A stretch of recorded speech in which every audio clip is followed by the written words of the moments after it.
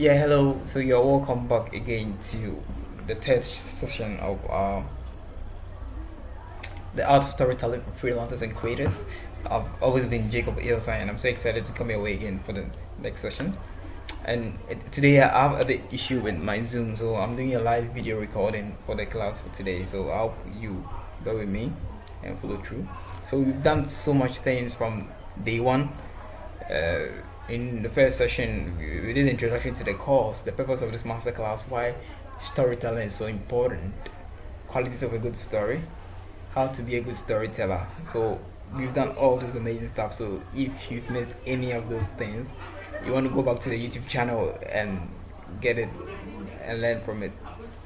So in the following week, we also looked at that's in session two, turning fact into fiction, and the main element of discussion were where does ideas come from, the discipline of research, moving from the known to unknown, because these are the rudimentaries for a good storytelling.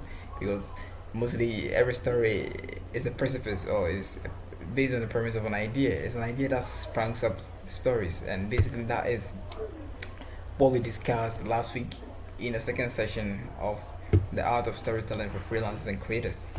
And I did remember I promised that I was going to give it a short announcement or a short assignment, but I wasn't able to do that because of time lapses. But hopefully, I'll do my best to do that one for you later as time goes on. But today's class is going to be very interesting because today is more of like now we are caking in the ice, and what we are going to study today is more of like if you really get what you're going to study today, then at least you are virtually done with having all the foundations and the rudimentaries to become a good storyteller. And what we're going to look at today has the caption story structure and techniques.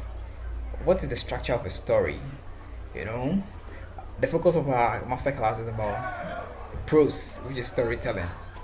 And for those who are quite conversant with the idea of storytelling, there's a conventional structure for storytelling where we call it the introduction, the body, and the conclusion. I think that's quite similar to comprehensions, essays, articles. Actually, and amazingly, story structure also has a similar structure where we have the beginning of the story, the climax or the middle of the story, and the resolution of the story. But we are not just going to look at this because that's quite common. We are going to explore more details into what story structure and techniques are, and that's what we're actually going to do today. So the first thing we are so if I want to write a story, I structure the story in such a way that I have a fair idea of what's going to happen in every chapter. So in chapter one, I introduce my characters. Two, this, that. So that idea of outlining the story, it's so imperative as a storyteller to always outline your story because it guides you. In the world of TV or in cinema, we call it like episodic. So things happen in every episode. In episode, something happens. In the next episode, something happens, and all those things. So, in this episode, this happens. That will trigger this. That will happen. That will trigger this suspense, and all those kind of, chain reactions. So basically, that's for that, and it's very important to outline your story. So you want to know uh, what's happened to the character in this particular scene or in this particular chapter, then next chapter and next chapter, and mostly what I tell people is that the secret of outlining your story is to have a fair idea of the beginning of your story and the end of your story. Because if you have a beginning and your end, then you can create something in between the two. So the journey from the beginning to the end is basically what's going to be divided into many subsections that will form your outline or chapters or maybe episodes for the story.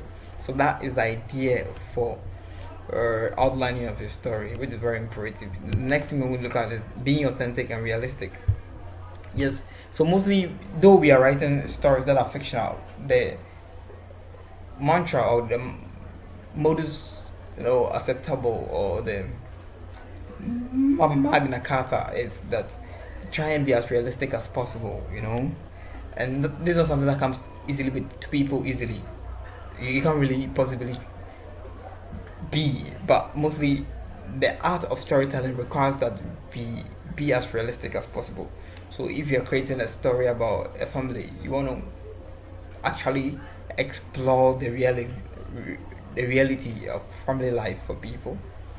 At least you want people to connect to your story in such a way that they feel like this actually happening. It's not like something that's far away and you're just creating big something in your head. So the next most important thing in this whole subgenre is being authentic and realistic as possible. So for example, if you want if someone is supposed to die in your story, how does a person die? What are some of the realistic ways people die in real life? Through gunshot, through accidents, through maybe illness. These are the realistic ways. So that's ways you can incorporate in your story. And what the effect of breakup in relationships in real life, if in time your character broke up from the ex.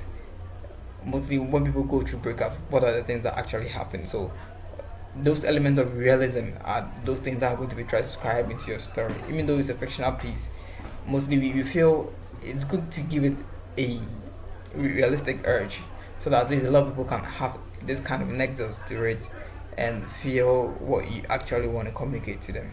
So that is for them.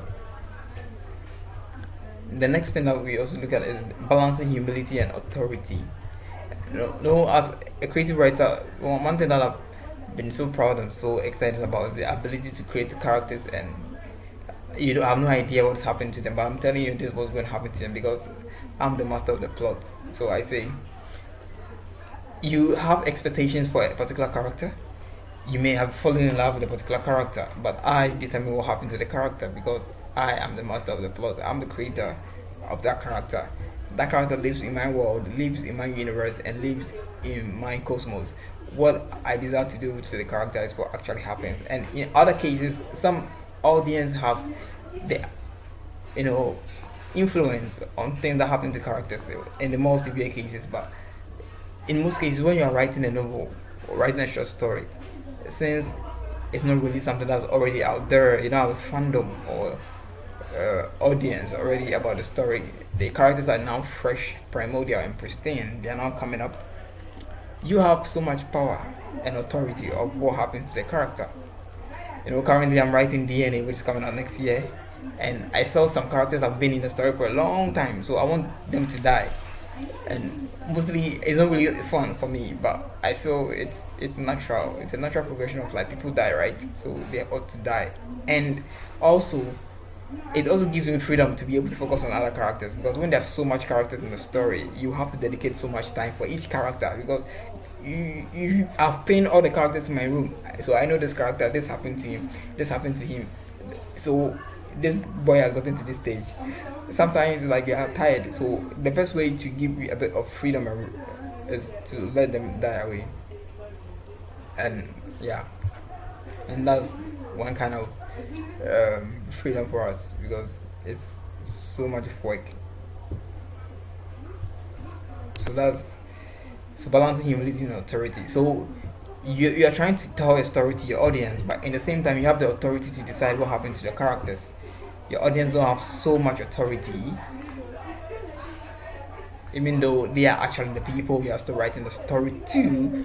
In time they still have a bit of influence in the whole idea of the storytelling, but at the end you are the sole and the supreme ultimatum in regards to the storytelling. What actually happens to the characters, what in time you expect to happen, and maybe sometimes the expectations of the audience are not met and they feel a bit disappointed by you know what you want to tell.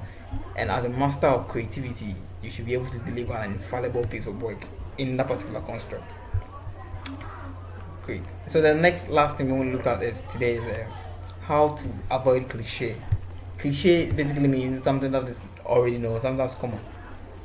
There are some kind of stories, immediately you start reading, you know how they are going to end. And mostly that's something that, if you enroll in a creative writing class, that's actually something that most of the lecturers or the teachers will advise you, that try as much as possible to avoid cliches, because it makes your story vapid, jejune, and boring.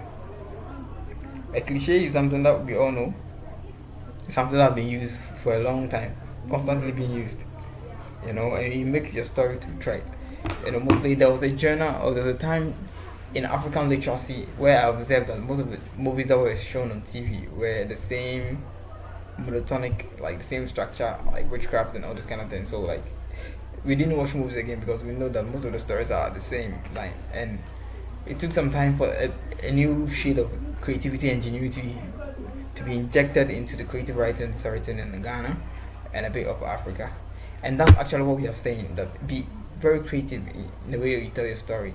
You may be presenting the same idea people have been presenting, but what's the unique way you're presenting your idea?